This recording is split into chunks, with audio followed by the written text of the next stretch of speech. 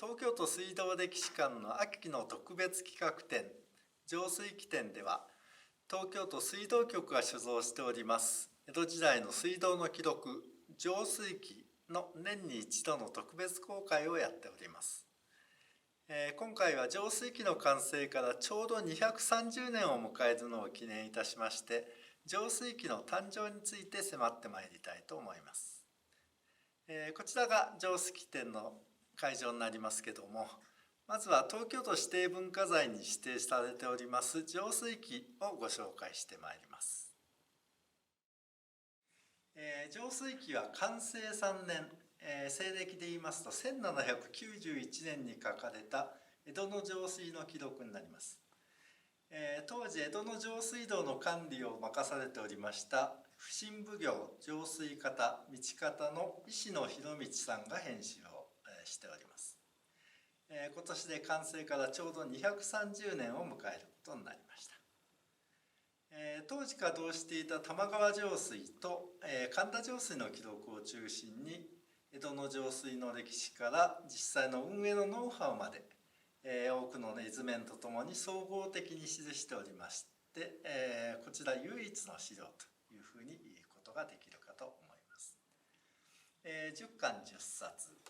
通常はこのように二重の木箱で保管されております。冊子を載せる台があるんですけども、そちらの方に石野博道自身による箱書きがございまして、その由来について記しております。第2巻なんですが、この巻だけが巨大な絵図面となっておりまして、そこには玉川上水の取り入れ口である羽村関、こちらになりますけども、これが近隣の風景とともに詳細に描かれております。この浄水器ですが手書きの記録となっておりまして、現在完全な形で残っておりますのは、水道局の保管しておりますこちらの資料1点のみということになっております。今回の浄水器展ですけども、浄水器誕生というタイトルをつけまして、浄水器の成立過程について、主にこちらの解説パネルを使いましてご紹介をしております。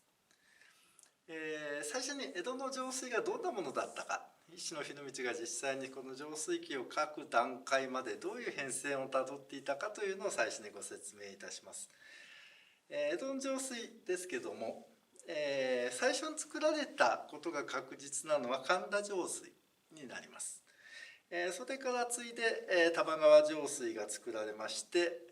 その後青山浄水をはじめとする4つの浄水が作られます。これを江戸の六浄水と呼んでおりますが、こちらの方、後から作られた4浄水が割と短期間で廃止になってしまうんですね。で石野博道がいた頃には神田浄水と玉川浄水の2つだけが江戸の浄水として機能すると、そういう状況になっておりました。こういうふうな江戸の浄水なんですが、実際には作られた時の記録っていうのは非常に少ないんですね。特に初期に作られた神田浄水と玉川浄水につきましてはほとんど記録が残っておりません。実際浄水器が書かれた時点、江戸時代の段階でもすでにかなり分からなくなってしまっておりまして、浄水器にはそれを保管するために、玉川兄弟と呼ばれる玉川浄水を作った人たちの書き上げですね、幕府への上申書になりますけども、このようなものを引用しながら、実際の歴史を紐解いているという部分もございます。この貴重な古記録であります浄水器ですが、こちらの方を作ったのは、先ほどから何回か出てまいりましたが、江戸時代後期の武士であります石野博道という人になります。石野博道は幕府の、いわゆる直参の武士旗本でございまして、当時土木を担当する普請奉行という役職に就いておりました。この普請奉行が当時浄水を管理する浄水方と、あと道方、道を管理する部署もそうなんですが、そちらを兼ねておりまして、現在で言いますと東京都建設局の局長と水道局長を兼ねている、そういうふうな立場にあった方ということになります。幕府の仕事をする旗本というのは基本的に、その家に支給される石高ですね、お家の格によって大体役職が決まってくるものなんですが、石野家は300俵という、それほど大きくない旗本のお家になります。ですので、役高と呼ばれる、職務に関する、給料が2,000石に対応する普請奉行というのは石野家にとってはかなり出世した立場ということになります。ですので石野博通はかなり有能な官僚であったというふうに考えられるわけですね。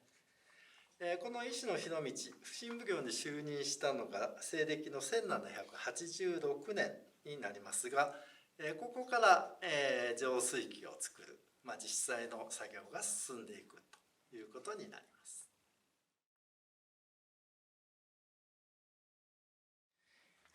浄水器、こちらが作られることになった経緯というのは、著者の石野博通が記しました浄水器の箱書きの方に詳しく述べられております。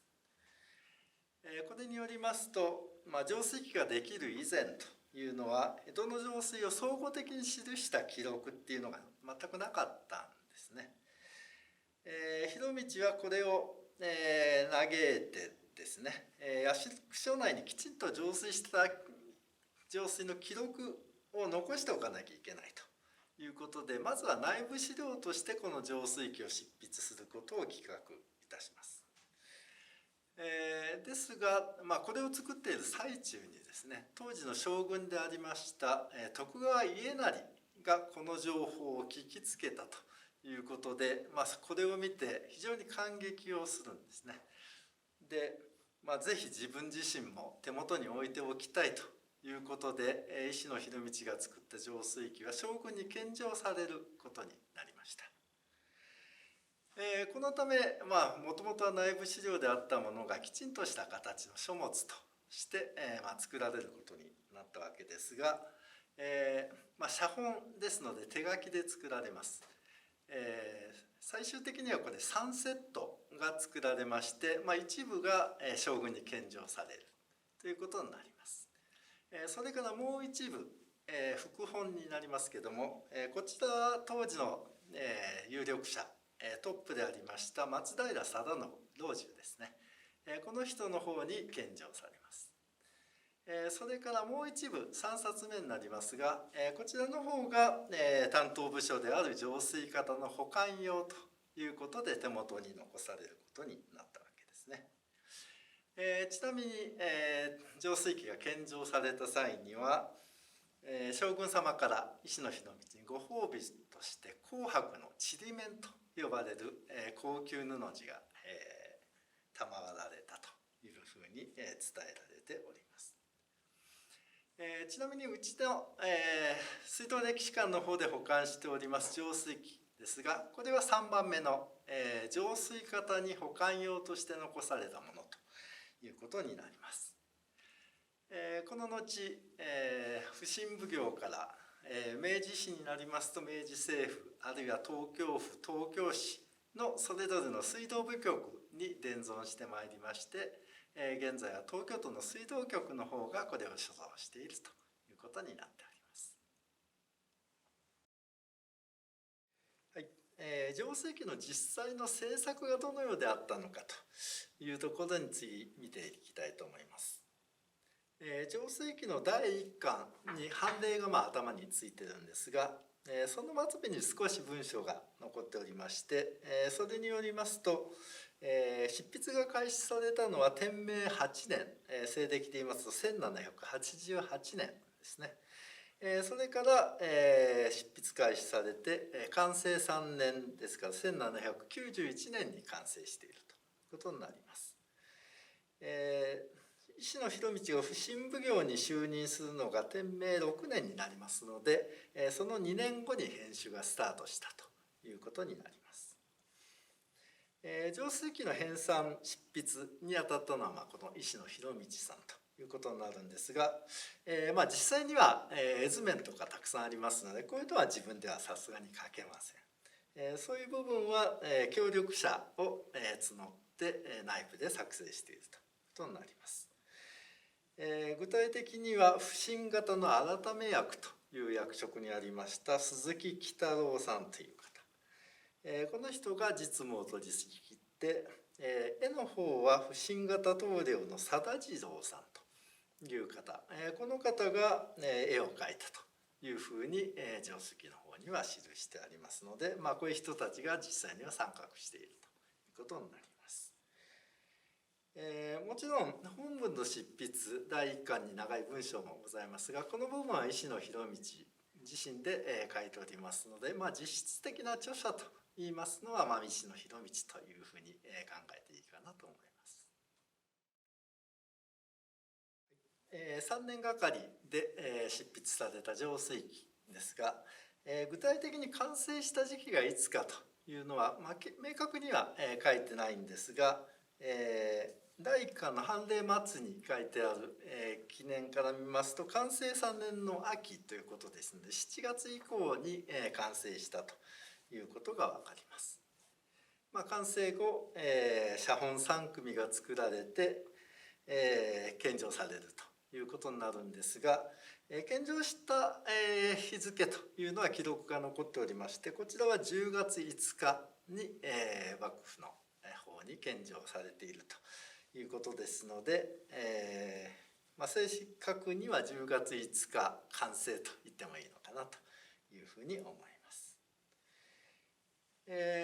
こうして完成したものは松平定信、それから浄水方へも、保管をされるということになります。はい、完成した浄水記、3組あるわけですけども、じゃあこれは今どうなっているのかというのを最後に、お話ししておきたいと思います。まず将軍家斉に献上されたものがございます。献上本というふうに言えるかと思いますが、こちらの方は実は現存しております。国立公文書館の内閣文庫というところにありますけども、こちらは、幕府の図書館でありました紅葉山文庫というのがあるんですね。そちらの方に伝えられていたものが、移管されて、そちらに入っているということになります。ただ、こちらの献上本の本なんですが、残念ながら3巻と10巻が今欠けてしまっているんですね。またうちのものについているような箱書きのついた、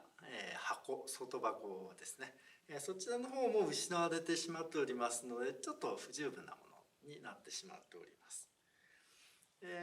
一方松平定信老中に献上されたものがもう一本ございますけれども、こちらはもう完全に行方不明という状態になります。もう随分、年も経っておりますので、もう残っていないのかなというところではございますね。それから、箱書きには広本という下書きもあったというふうにも書かれているんですが、こちらの方も、現在所在不明という状況になっております。そういう点で、東京都水道歴史館に保管されている、浄水記、これが唯一完全な形で残るというもので、そういう点でも非常に貴重なものということが言えるかと思います。こちらの方に、いくつか石野博道さんに関する関連資料を集めておきましたので、ご紹介していきたいと思います。こちらに今、3冊並んでおります。こちらが加冠集という和歌集になります。こちらが浄水記の著者石野博道が編纂した和歌集なんですけども、石野博道は当時宮廷の和歌を学ぶグループに属しておりました。道場派、江戸道場派と呼ばれるグループなんですが、そちらの仲間の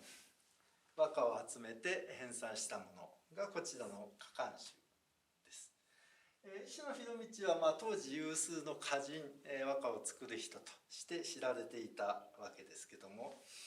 この加冠集は江戸で活動したその道場派に関する貴重な資料として、現在非常に有名な著書でございます。特にこの3冊目に、実際に書集されている歌人の目録名前の一覧がついてるんですね。これが非常に研究者の間では重宝というふうに考えられているということになります。石野秀道はこういうふうに文人歌人として非常によく知られておりましたので、こちらにありますけども、明治時代には教科書の中にその文章が載るということもございました。こちらは、明治29年かな、明治28年ですね。明治28年に作られた国文読本でございますが、こちらには徴用日記という石野秀道が書いた、日記風の文章が記されております。当時の旗本の生活がうかがい知れるということで非常に面白い文章